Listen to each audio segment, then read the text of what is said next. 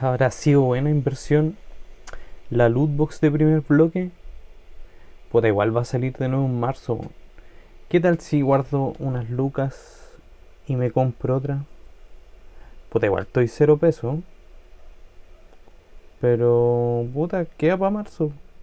Igual debo tener las reservas, weón. Un Bulbasaur. Voy a revisar, weón. Vamos a ver qué onda mi monedero. Nada.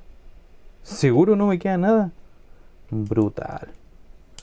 Si tan solo hubiera un video, solo un video que pudiera darme la claridad de si esto vale la pena o será una buena inversión.